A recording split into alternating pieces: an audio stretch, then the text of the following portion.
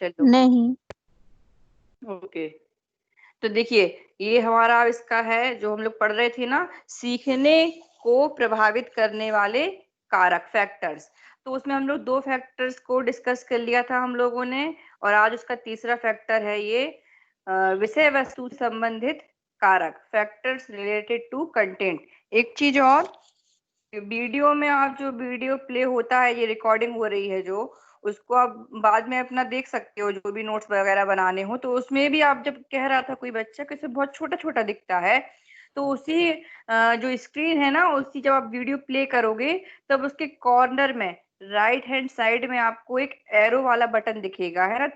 दो उसमें एरो बने रहते हैं, एक ऊपर को एक नीचे को, आप उसको टच करना, तो आपकी स्क्रीन जो दिख रहा है वो बड़ा हो जाएगा। और फोन को ऐसे ही हॉरिजॉन्टल कर लेना, बिल्कुल ऐसा ही दिखेगा जैसा अभी हम आपको दिखा रहे हैं रिकॉर्डिंग में भी आपको, ठीक। तो जब चाहे आप उसको पढ़ लेंगे आसानी से। तो विषय वस्तु से संबंधित कारक मतलब जो आप बुक्स पढ़ते हो, जो आप सिलेबस पढ़ते हो, है ना, कंटेंट जो आप पढ़ रहे हो, तो वो कंटेंट भी क्या करता है, आप आप जो सीख रहे हैं, है ना, आपकी जो सीखने की स्पीड है ना, और जो आप सीखना चाह रहे हैं, मतलब ओवरऑल हर तरीके से आपके सीखने की जो प्रोसेस है, उसको जो कंटेंट होता है वो प्रभावित करता है। कैसे प्रभावित करता है? फर्स्ट पॉइंट, विषय वस्तु की प्रकृति एवं आकार। जो कंटेंट होता है उसका नेचर कैसा है, जैसे कि एग्जाम्पल, हम साइंस पढ़ा रहे हैं आपको, ओके, और साइंस पढ़ाते पढ़ाते अगर हिस्ट्री में घुस जाए अगर हम, या साइंस पढ़ाते पढ़ाते हिस्ट्री में घुस जाएं, या साइंस की जगह आपको हम क्या कहते हैं किसी और ही सब्जेक्ट को बताने लग जाएं, तो वो क्या होगा, हम उसकी नेचर, उसकी प्रकृति से क्या हो गए, अलग हो गए। दूसरी चीज, उसका साइज। कंटेंट जो हम आपको पढ़ा रहे हैं, जैसे आज पढ़ा रहे हैं, इतना पढ़ा रहे हैं, है ना, कितना पैरा मुझे पढ़ाना है, कितने टॉपिक मुझे आज डिस्कस करने हैं, ये भी डिपेंड करता है बच्चे की सीखने को। अगर मैं कंटेंट का साइज बहुत बड़ा कर दूं और जल्दी जल्दी इसको पढ़ाने की कोशिश करूं, तो क्या होगा, बच्चे सीख नहीं पाएंगे अच्छे तरीके से। तो आपको ये डिसाइड करना रहेगा, या पहले से ही आपको ये प्लानिंग करके रखनी पड़ेगी कि आप जो कंटेंट पढ़ाने वाले हो, वो अपने कंटेंट जो है वो अपने नेचर को, यानी जिसकी प्रकृति है उसको लेकर के चले, और उसका जो आकार है, जो साइज है, वो कैसा हो, ना छोटा हो ना बड़ा हो, बीच का हो, मतलब कि आप पढ़ा भी लें और बच्चे उसको समझ भी लें, और एक बार आप उसका रिकैप्चुलेशन यानी पुनरावृत्ति भी उसकी करवा लें। ऐसी इस तरीके से आपको अपना कंटेंट सेट करना होगा जब आप क्लास में पढ़ा रहे होंगे। विषय वस्तु की उद्देश्य पूर्णता एवं प्रस्तुतिकरण का क्रम। इसमें देखिए, विषय वस्तु की उद्देश्य पूर्णता मतलब कि जो बच्चा सीख रहा है, कंटेंट से जो चीज सीखना चाह रहा है, जैसे आप इंग्लिश मैथ पढ़ते हो, तो मैथ के कंटेंट का उद्देश्य क्या है, बच्चे को मैथ में निपुण बनाना, है ना, जोड़ घटाना गुणा भाग करना सिखाना। पर अगर हम उस मैथ के कंटेंट का उद्देश्य ही चेंज कर दें, उसको ये सब चीजें नहीं सिखाएं, तो क्या गणित विषय की, गणित सब्जेक्ट का जो एम है वो पूरा हो पाएगा? नहीं पूरा हो पाएगा। वैसे ही प्रस्तुतिकरण, आप जब आप पढ़ा रहे हो तब आप उसका प्रेजेंटेशन कैसे कर रहे हो, और साथ ही प्रेजेंटेशन किस क्रम में कर रहे हो, ये भी बहुत ज्यादा महत्व रखता है। जैसे कि आप पढ़ा रहे हो बच्चे को, प्लस माइनस सिखा रहे हो, तो आप क्या करोगे, एकदम से बच्चे को बोर्ड पे नहीं लिख दोगे कि लो 4 और 6 को, जो छोटे बच्चे हैं 1 to 5 के, वो एकदम से नहीं जान सकते हैं कि कैसे करना है। आपको स्टेप बाय स्टेप उसको प्लस माइनस गुणा भाग करना सिखाना होगा। कैसे सिखाना होगा? स्टेप बाय स्टेप, पहले आप इजी करोगे, फिर थोड़ा और मीडियम में आओगे, तब आप उसको टफ कर दोगे। मतलब एक क्रम में आपको चलना होगा बच्चे को सिखाने के लिए। भाषा शैली, इसमें क्या हो जाएगा कि जब हम पढ़ा रहे होते हैं, तब सीखने की प्रक्रिया में देखिए भाषा शैली ही बहुत ज्यादा महत्वपूर्ण है, क्योंकि पूरे टाइम तो 40 मिनट हम लिखते नहीं रहते हैं, है ना, ये 40 मिनट चुपचाप नहीं खड़े रहेंगे वहां पे। पूरा हमारा जो पढ़ा रहे हैं हम, जो आप लर्न कर रहे हो, सारा कुछ डिपेंड किस पे कर रहा है, भाषा पे, कि मैं बोल क्या रही हूँ और आप सुन क्या रहे हो, और जो बोला जा रहा है वो क्या कंटेंट को डील कर रहा है या नहीं, मतलब कंटेंट से जुड़ा हुआ हम बोल रहे हैं या नहीं। आपकी भाषा शैली कैसी है, आप ज्यादा सरल शब्दों का उपयोग कर रहे हैं या ज्यादा कठिन शब्दों का उपयोग कर रहे हैं, ये सारी चीजें डिपेंड करेंगी बच्चे के सीखने पर।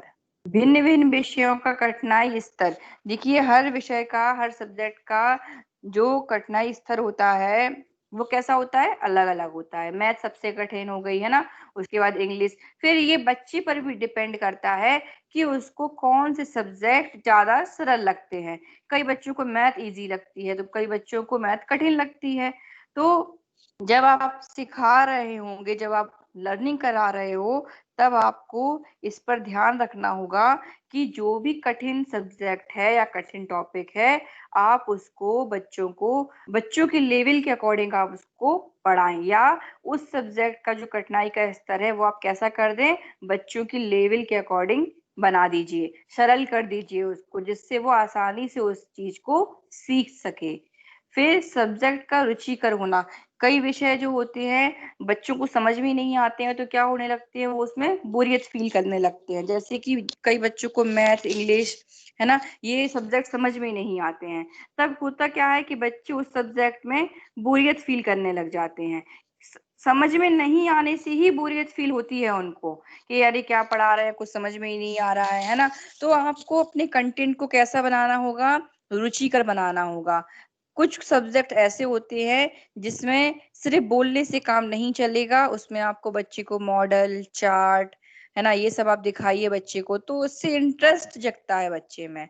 और जो प्रैक्टिकल सब्जेक्ट है उसमें प्रैक्टिकल करके आप दिखाओगे तो बच्चा ज्यादा बेहतर सीखेगा, बजाय सिर्फ लिखाने या बोलने के। शिक्षण सामग्री का उपयोग, ये वही चीज है, टीएलएम मतलब टीचिंग लर्निंग जो मटेरियल है, टीचिंग लर्निंग मटेरियल, इसको कहते हैं टीएलएम, शिक्षण सामग्री का उपयोग।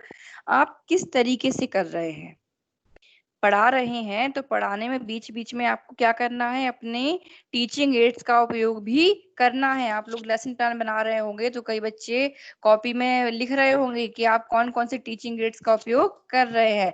पढ़ाते समय आप क्या करते हैं, बोर्ड को भी यूज करते हैं, चार्ट को भी यूज कर रहे हैं। फिर बच्चे को आप कोई वीडियो के माध्यम से भी आप सिखा सकते हैं, ऑडियो के माध्यम से भी आप सिखा सकते हैं। कई सारी चीजें हैं, डिफरेंट एड्स होते हैं, है ना, जिनके माध्यम से आप बच्चे को क्या कर सकते हो, उस कंटेंट के बारे में बेहतर जानकारी दे सकते हो। ये लास्ट कारक है इसका, वातावरण से संबंधित कारक।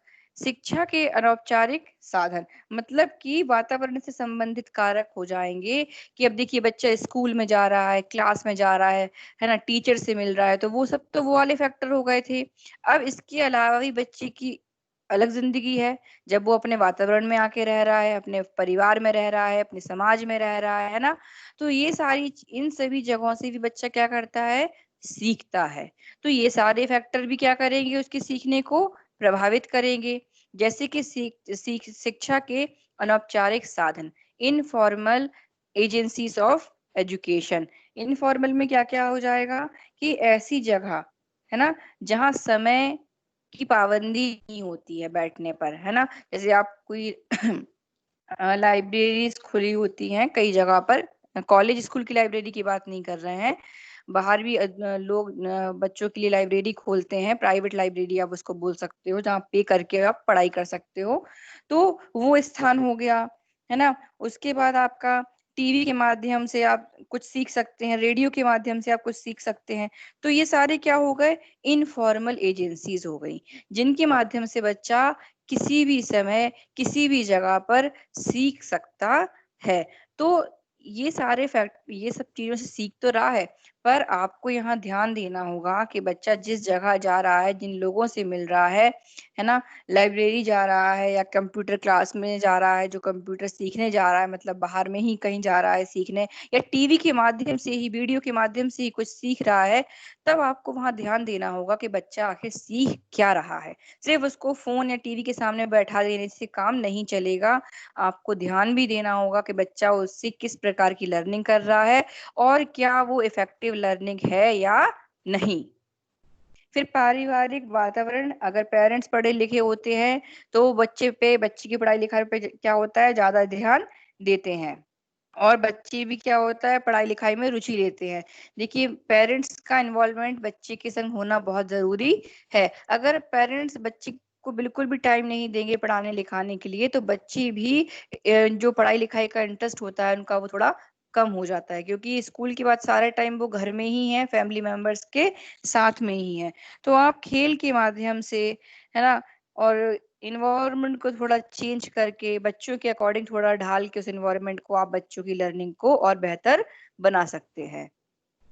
फिर सामाजिक एवं सांस्कृतिक वातावरण, तो बच्चे अपने कल्चर को किससे सीख कहाँ से सीख रहे हैं? सबसे पहले तो अपनी फैमिली से ही अपना कल्चर ग्रहण कर लेते हैं वो, है ना, कि मैं इस जाति धर्म में पैदा हुआ हूँ।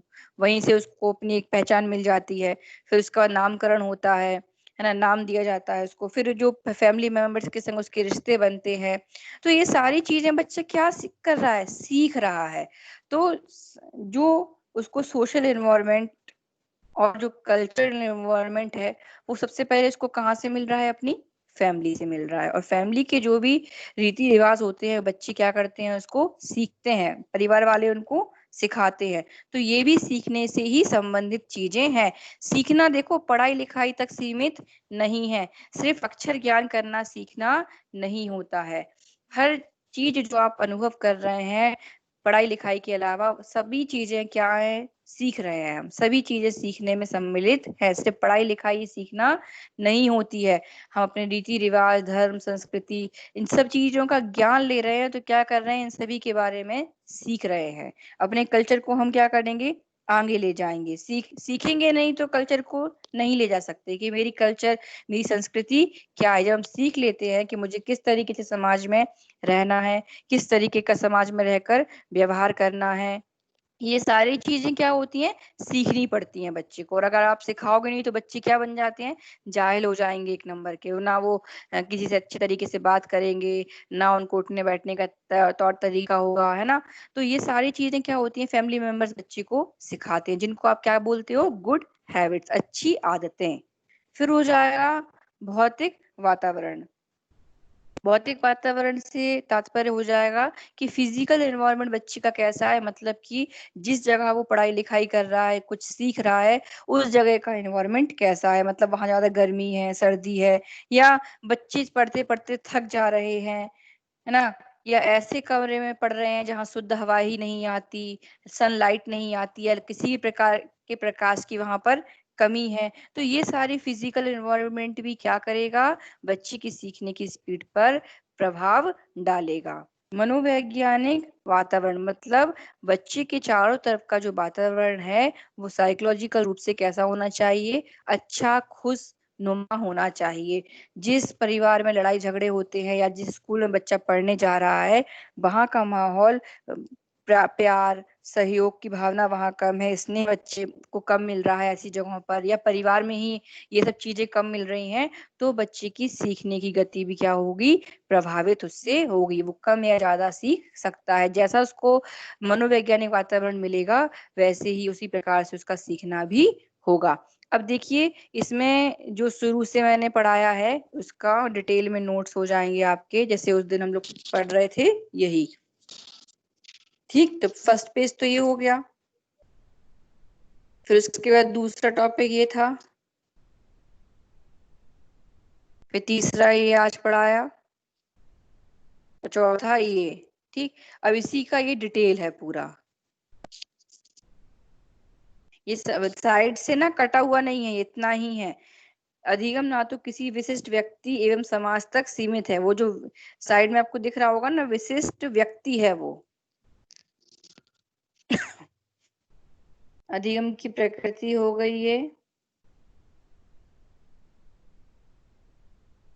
उसके बाद ये सारे पॉइंट जो हमने आपको सिर्फ पॉइंट पे समझाए थे उनके अंदर का डिटेल है ये पूरा।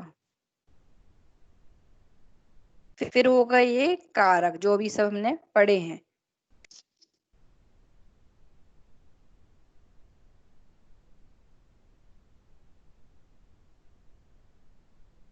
ठीक, ये सब पढ़ा हुआ है भी आपने।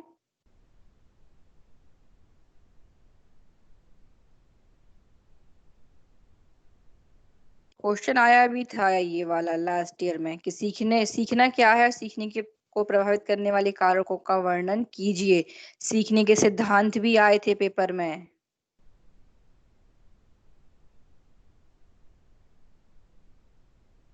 ठीक, तो ये डिटेल हो गया सारे पॉइंट्स का जो अभी तक हमने आपको आज समझाया है।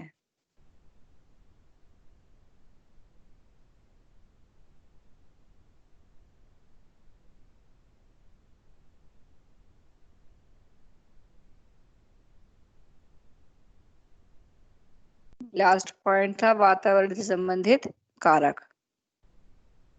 ठीक, आज अब हम लोग नया पढ़ेंगे।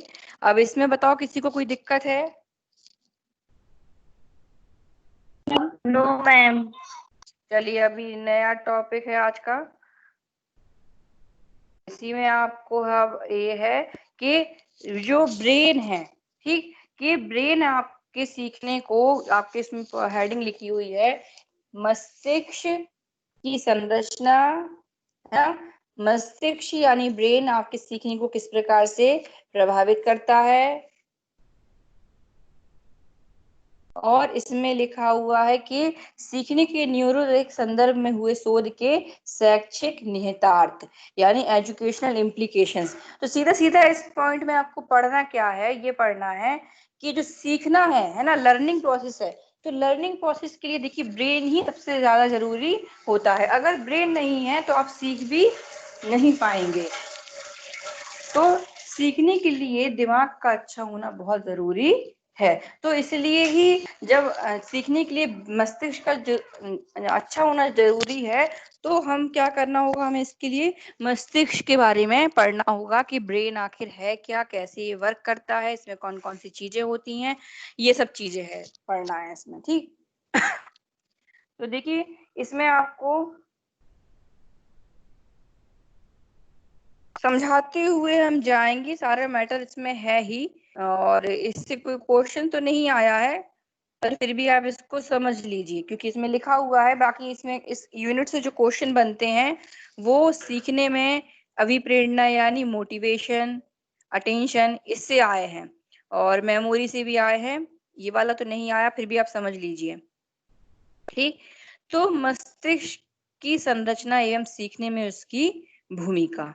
तो इसमें आप देखिए, मस्तिष्क की संरचना की हम अगर बात करें तो मानव व्यवहार क्या है, एक जटिल प्रक्रिया है, और सारा जो व्यवहार हो रहा है वो क्या है, चाहे वो संज्ञानात्मक हो, मनोगत्यात्मक यानी साइकोमोटर वाला हो, सारी चीजें को कंट्रोल कर कौन रहा है, आखिर हमारा ब्रेन। ठीक, तो सारी चीजों को कंट्रोल कौन कर रहा है, आप याद करते हो, कुछ भी थ्योरेटिकल सीखते हो तो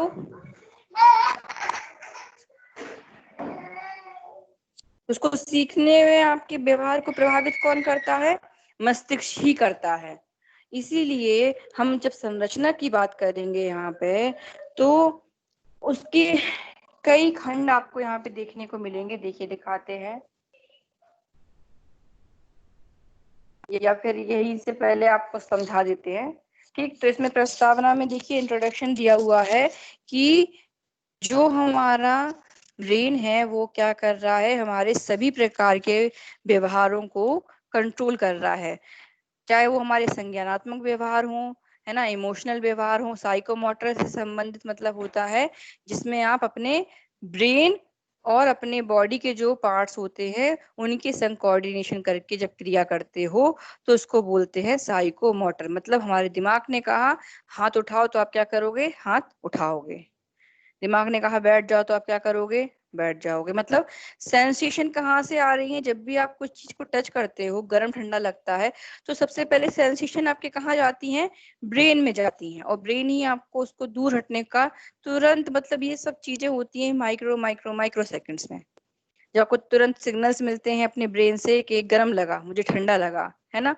तो ये सारी प्रक्रियाएं हो कहाँ रही हैं, जटिल प्रक्रियाएं, कॉम्प्लेक्स प्रक्रियाएं हमारे ब्रेन में हो रही हैं। और इसमें जो इसको जो न्यूरो विज्ञान होता है ना, न्यूरो साइंस होता है, ये बायोलॉजी की क्या है, एक ब्रांच है। इसमें हम न्यूरो यानी अपने पूरे मस्तिष्क के बारे में, है ना, और भी नर्व्स जो है, मतलब पूरा न्यूरो विज्ञान का इसमें अध्ययन किया जाता है। देखिए इसमें हम क्या क्या पढ़ेंगे, मस्तिष्क की संरचना एवं कार्य प्रणाली के अध्ययन, है ना। फिर जब हम इस कार्य प्रणाली का अध्ययन करेंगे, जाहिर सी बात है जब किसी चीज को हमें देखना होता है तब उसको देखने, तब उसके बारे में जानकारी लेनी होती है किसी भी चीज के बारे में, तो आप किसी न किसी टूल्स का उपयोग करते हो। वैसे ही जब आपको मस्तिष्क यानी ब्रेन का स्ट्रक्चर देखना है, उसकी संरचना आप जानना चाहते हो, उसके कार्य प्रणाली फंक्शन को आप जानना चाहते हो, तब आप क्या करोगे, टूल्स का उपयोग करोगे। तो आप टूल्स देखेंगे यहाँ पे हम, देखिए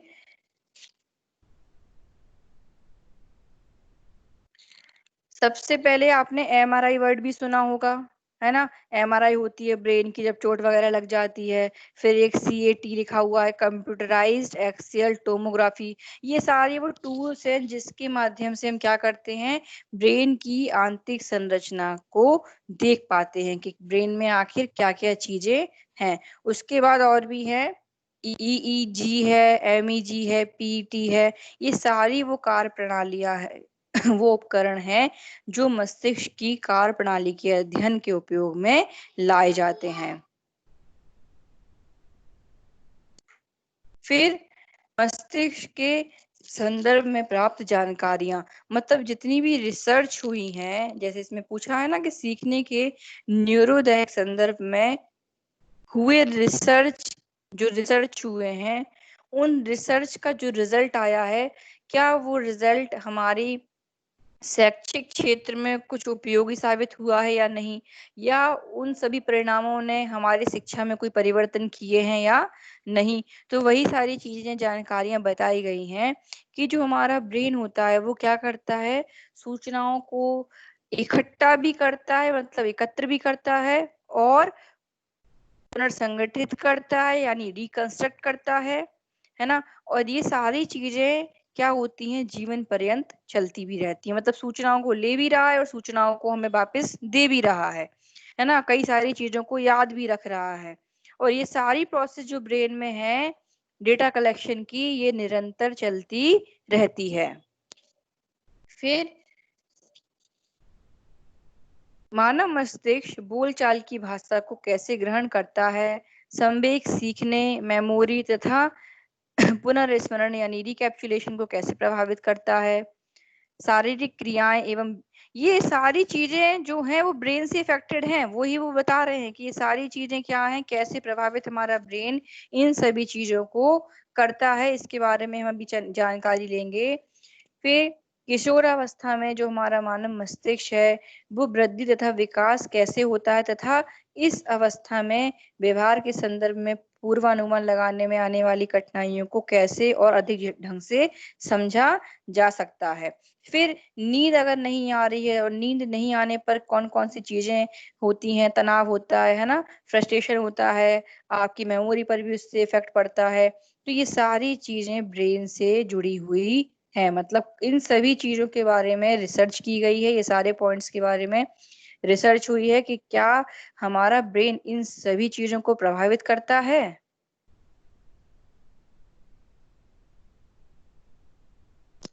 ठीक, अब देखिए यहाँ पे लिखा हुआ है कि एक प्रौढ़ मानव मस्तिष्क का जो वजन है वो 1.36 kg का ही होता है ना। ये किस प्रकार का होता है, छोटे चकोतरे आकार का होता है, या इसकी आकृति जो होती है वो अखरोट के समान होती है। और जो हमारा ब्रेन होता है वो हमारी रीढ़ की हड्डी से ऊपरी भाग में जुड़ा हुआ होता है, और कहाँ स्थित होता है, ऊपरी भाग में, और ये निरंतर कार्य में लगा रहता है। देखिए जब आप सोते भी हो तब भी आपका ब्रेन काम कर रहा होता है ना, सपने आप देखते हो ना, तो वो सारी किसकी चीजें कहाँ चल रही हैं, वो सारी चीजें ब्रेन में चल रही हैं। हमारे हमारे जो चीजों पे ज्यादा ध्यान देते हैं, जिस चीज के बारे में हम किसी दिन ज्यादा ही सोच लेते हैं, आप देखिए वही सब चीजें हमें सपने में भी दिखाई देने लगती हैं। तो ये सारी प्रोसेस कहाँ चल रही है, हमारी ब्रेन में चल रही है। फिर उसके बाद हो जाएगा कि मस्तिष्क जो है, ब्रेन जो है, उसको क्रियाशील बनाने के लिए आपको आवश्यक पोषक तत्वों की भी आवश्यकता होती है। मतलब जो भी हम अच्छा अच्छा खाएंगे, कहते हैं ना बादाम खाओ, अखरोट खाओ तो बुद्धि तेज होगी। क्यों कहते हैं? वो सीधे वहीं जाके नहीं लग जाते हैं कि बादाम, उस उनसे जो न्यूट्रिशंस आपको वैल्यूज मिल रही हैं, है ना, न्यूट्रिशनल फूड आप जो खा रहे हो, पोषक तत्व जो आप ले रहे हो, वो सारे ब्लड में मिलकर और ब्लड सर्कुलेशन जो हो रहा है पूरी बॉडी में, उसके माध्यम से सभी चीजें आपके ब्रेन तक भी पहुंच रही हैं। क्योंकि पूरी बॉडी में खाना नहीं घूमता है ना, पूरी बॉडी में घूमता क्या है? ब्लड घूमता है। और ब्लड अच्छा रहे, ब्लड में सारी चीजें, सारे जो भी पोषक तत्व हैं वो सब ब्लड में मौजूद रहें, उसके लिए हमें क्या करना पड़ता है? अच्छा अच्छा खाना पीना खाना पड़ता है। तो जब ब्लड सप्लाई ब्रेन में अच्छे से होती है, ऑक्सीजन की सप्लाई ब्रेन में अच्छे से होती है, तब आपका जो ब्रेन है वो क्या कहलाएगा? एक हेल्दी ब्रेन कहलाएगा। और जो वो क्रिया करेगा, वो क्रिया भी कैसी होगी? अच्छी होगी। मतलब फास्ट क्रिया कर सकता है आपका ब्रेन, अगर सारी चीजें आपके ब्रेन में ठीक ठाक हैं तब, है ना। उसमें पानी वगैरह की कमी मतलब आपके ब्लड में नहीं होनी चाहिए, बॉडी में आप पानी भी पीजिए। इस तरीके से मतलब सारी चीजें आपको रखनी है, मेंटेन रखनी है अपने बॉडी में। जितने भी न्यूट्रिशंस हैं, उन सभी चीजों की आपकी शरीर में कमी नहीं होनी चाहिए, अगर आप अपना अच्छा दिमाग चाहते हैं तो।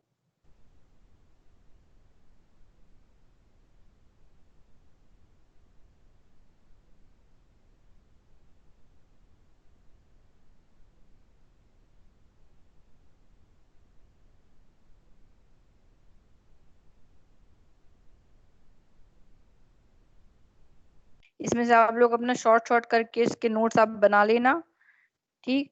क्योंकि बहुत सारा हो जाए इसमें हो जाएगा, अगर इसी की पर्टिकुलर क्लास लेने चलेंगे तो एक हफ्ता भी कम पड़ेगा। तो आप लोग उसको पढ़ना, जहाँ समझ में नहीं आए तो बताना, कोई कठिन नहीं है ये सब चीजें,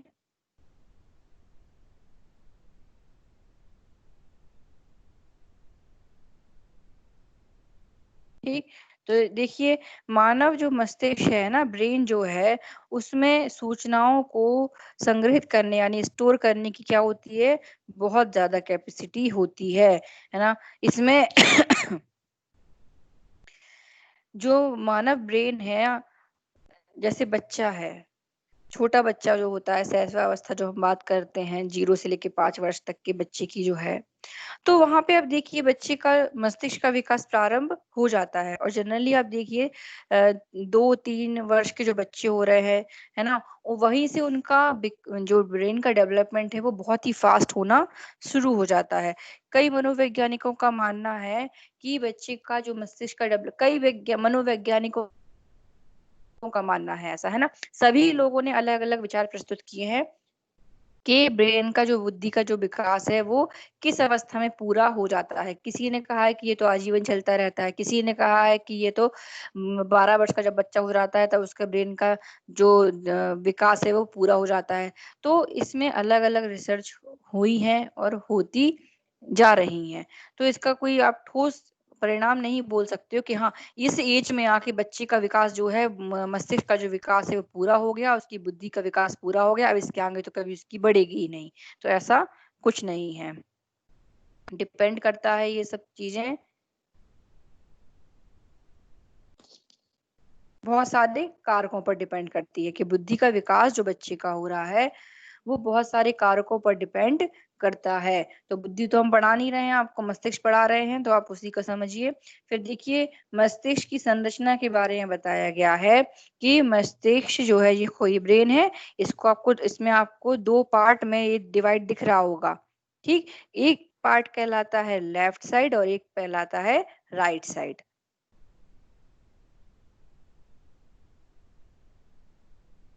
इसमें देखिए, मस्तिष्क के 2 गोलार्ध यानी हेमिस्फीयर प्राप्त सूचनाओं को अलग अलग प्रकार से संश्लेषित और विश्लेषित करते हैं। मतलब उसका सिंथेसिस कर रहे हैं और उसकी एनालिसिस कर रहे हैं। मतलब सूचनाओं को पहले इकट्ठा करेंगे, ठीक, इकट्ठा करेंगे यानी संश्लेषण कर दिया, और जब उसको आपको रिजल्ट के रूप में आपके सामने प्रेजेंट करेंगे तो वो क्या कर रहे हैं? उसको विश्लेषण यानी उसको अलग अलग करके आपको बताएंगे। वास्तव में जो हमारा ह्यूमन ब्रेन है वो क्या होता है, कुछ इकाइयों का एक समूह होता है और इन इकाइयों यानी यूनिट्स में जो सूचनाएं होती हैं उन पर निरंतर प्रोसेसिंग की जाती है। सेम देखिए, आप कभी कभी क्या, जो आप बुक्स पढ़ो, कंप्यूटर वगैरह पढ़ो जब आप, तो उसमें ह्यूमन ब्रेन की तुलना कंप्यूटर से की जाती है कि कंप्यूटर जिस प्रकार से काम कर रहा है वैसे ही हमारा ह्यूमन ब्रेन भी काम कर रहा है। पर हमारा जो ह्यूमन ब्रेन है वो कंप्यूटर से भी ज्यादा सुपर है ना। उसकी कोई बराबरी नहीं कर सकता ह्यूमन ब्रेन की। कोई भी फास्ट कंप्यूटर जो है कितना भी फास्ट हो, वो ह्यूमन ब्रेन की बराबरी कभी नहीं कर सकता, क्योंकि उस फास्ट कंप्यूटर को बनाने वाला भी कौन है, हमारा ब्रेन ही है। ठीक, तो भले ही हम उतनी फास्ट कैलकुलेशंस नहीं कर पाए या उतना जल्दी जल्दी आपको रिजल्ट हमारा ब्रेन नहीं दे पाए, पर फिर भी जो ह्यूमन ब्रेन है वो सुपीरियर है। तो उसमें बहुत सारी प्रोसेसिंग होती रहती है डेटाओं पर, है ना, अलग अलग सूचनाओं पर। अब देखिए, आपने एक चीज सुनी होगी, कई लोग कहते हैं जो लोग लेफ्ट हैंड से लिखते हैं, है ना, उनका क्या कहते हैं, राइट हैंड का, सॉरी, जो व्यक्ति लेफ्ट हैंड से लिखते हैं तो उनका राइट ब्रेन ज्यादा काम करता होगा, उल्टा मतलब होता है। या जो लोग राइट हैंड से लिख रहे हैं तो उनका लेफ्ट ब्रेन ज्यादा काम करता होगा। तो ये अलग अलग प्रकार की ना कॉन्सेप्ट लोगों ने बना रखे हैं, जिनमें कोई कोई इस पे रिसर्च मतलब अभी तक ये प्रूफ नहीं कर पाई कि हाँ एक्चुअल में ऐसा ही होता है क्या, है ना। ये चीजें सिर्फ कॉन्सेप्चुअल हैं, बना रखी हैं लोगों ने कि ऐसा ऐसा होता होगा कि कोई उल्टे हाथ से लिखता है तो उसका बायां दिमाग काम करता है, या कोई दायां हाथ से लिख रहा है तो उसका बायां दिमाग काम करता है। ये सारी कॉन्सेप्चुअल बातें हैं, इसमें कोई प्रकार की सच्चाई नहीं है।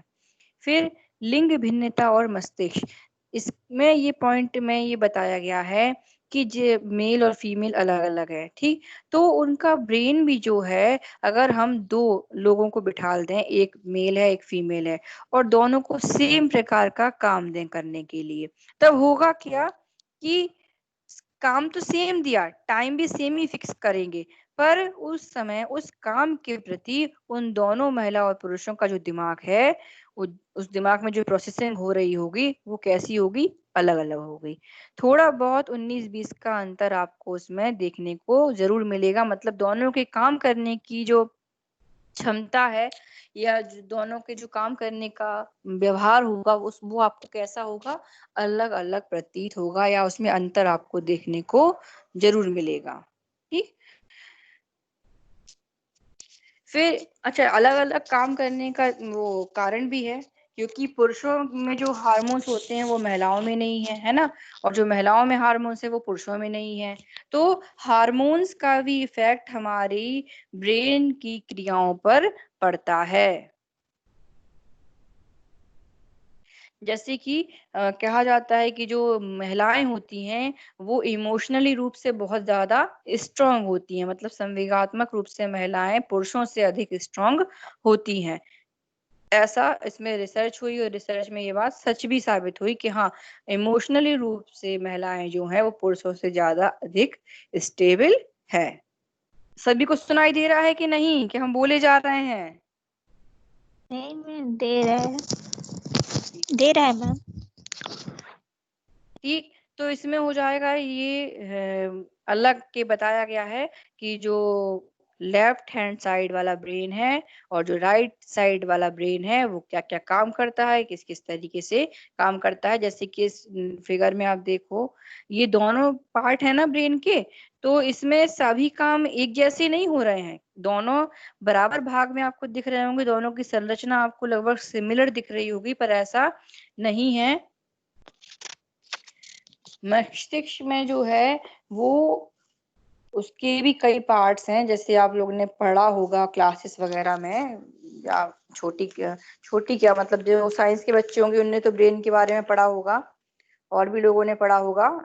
9th-10th में आप पढ़कर आए होंगे अपना कि ब्रेन क्या है, ब्रेन की संरचना क्या है, उसमें आपने उसके अलग अलग पार्ट्स के बारे में पढ़ा होगा, है ना, कि मिड ब्रेन क्या होता है, मध्य मस्तिष्क, है ना, एक हिंड ब्रेन होता है, पश्च मस्तिष्क मस्तिष्क होता है, बहुत ये टफ टफ से नाम है हिंदी में उसके। फिर उसके बाद एक होता है अग्र मस्तिष्क यानी फोर ब्रेन। तो 3 पार्ट में इसको डिवाइड करके मस्तिष्क को इसकी संरचना के बारे में बताया गया है कि किस प्रकार से अलग अलग भागों में जो दिमाग है वो काम करता है। अब देखिए बोलचाल संबंधी भाषा का विशिष्टीकरण। तो हमारा हमारा जो दिमाग है वो अब देखिए कई प्रकार की जटिल प्रोसेसिंग तो कर ही रहा है, मतलब कई जटिल प्रक्रियाओं को करने में सक्षम है।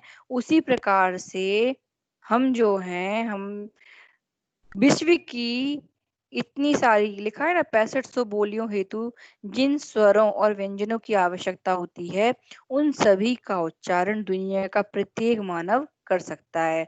कि अभी आपको देखिए, आपको हिंदी बोलना आती है, आपको इंग्लिश बोलना आती है, पर अभी आपको तमिल में जाके छोड़ा है ना, भले ही आप तमिल समझोगे नहीं, पर तमिल में जो चीजें बोली जाती हैं आप उन वर्ड्स का उच्चारण कर लोगे। कहने का इनका सेंस है उच्चारण से, है ना, उसको समझने से सेंस नहीं है। हाँ, आपका ब्रेन उन भाषाओं का उच्चारण कर सकता है, मतलब जो भी वो बोलते हैं अपनी भाषा में, तमिल में, कन्नड़ में, है ना, फ्रेंच में, जो भी भाषा बोल रहे हैं उसमें जो वर्ड्स का यूज वो कर रहे हैं, जो उनका प्रोनाउंसिएशन वो कर रहे हैं, आप भी वही कर सकते हो। पर आपको समझ में नहीं आएगा कि मैंने ये वर्ड बोल दिया तो उसका अर्थ क्या हुआ, पर बोल सकते हो, उच्चारण कर सकते हो, है ना। उसके बाद देखिए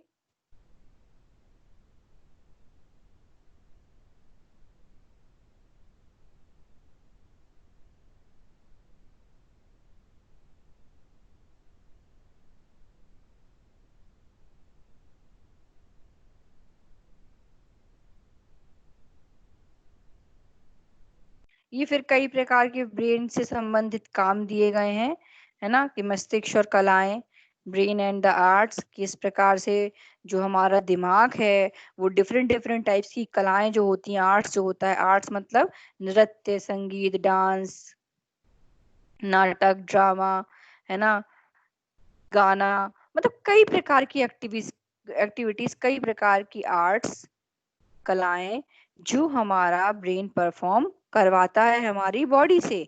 तो इनका सेंस क्या कहने का ये है कि आपका जो ब्रेन है वो आर्ट्स यानी कलाओं से किस प्रकार से जुड़ा हुआ है। अगर आपकी 2 बच्चे हैं, 2 बच्चों का आप देखिए टाइप ऑफ इंटरेस्ट कैसा होगा, अलग सिमिलर भी हो सकता है, पर हमने 2 बच्चे ऐसे लिए जिनका टाइप ऑफ इंटरेस्ट कैसा है, अलग अलग है, इनकी हैबिट्स कैसी हैं, अलग है। तो एक बच्चे को गाने का शौक है तो एक बच्चे को डांस करने का शौक है। तो आप गाने वाले को जबरदस्ती डांस नहीं सिखा सकते हो और डांस करने वाले को आप जबरदस्ती गाना नहीं सिखा सकते हो, क्योंकि उसका जो माइंड है, जो उसका मस्तिष्क है, वो उसकी उस पर्टिकुलर कला के साथ जुड़ा हुआ है, इसलिए उसका इंटरेस्ट, उसकी रुचि है उस काम को करने के लिए, और रुचि है तो क्या करेगा, उसका जो ब्रेन है उसको वैसी ही सब क्रियाएं करके देगा उन्हीं सब चीजों में आगे करने के लिए उसको प्रेरित करेगा, है ना। जैसे कि अलग अलग डांस के फॉर्म्स होते हैं, इसमें रुचि वही व्यक्ति लेगा या वही बच्चा लेगा जिसको डांस में रुचि होगी। अलग अलग गायन के भी अलग अलग वो होते हैं ना, लोकगीत होते हैं, शास्त्रीय संगीत होता है और फोक म्यूजिक होता है, पता नहीं कौन कौन सी म्यूजिक होते हैं। तो ये सब म्यूजिक की जानकारी या म्यूजिक के बारे में इंटरेस्ट वही बच्चा या वही व्यक्ति रखना चाहेगा जिसको म्यूजिक में इंटरेस्ट है, जिसका दिमाग अलग अलग म्यूजिक की सूचनाओं के प्रति काम कर रहा है।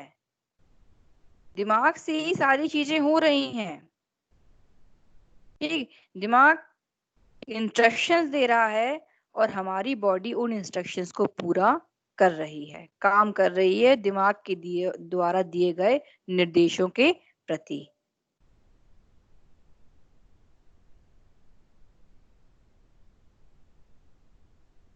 तो ये डिफरेंट टाइप्स के दिए गए हैं कि किस प्रकार से मस्तिष्क जो है वो अलग अलग कामों को करवाने के लिए रिस्पॉन्सिबल होता है ठीक, तो ये खत्म हो गया है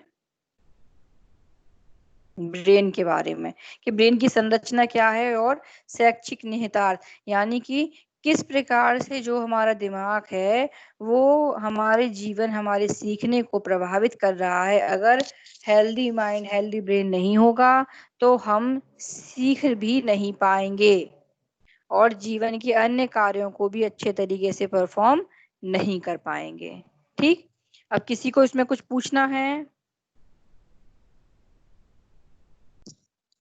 नहीं मैम।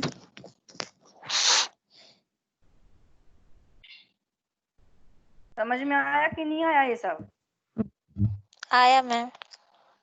थोड़ा इसको पढ़ोगे जब आप इस पूरी पीडीएफ को, तब आप समझ पाओगे। ठीक।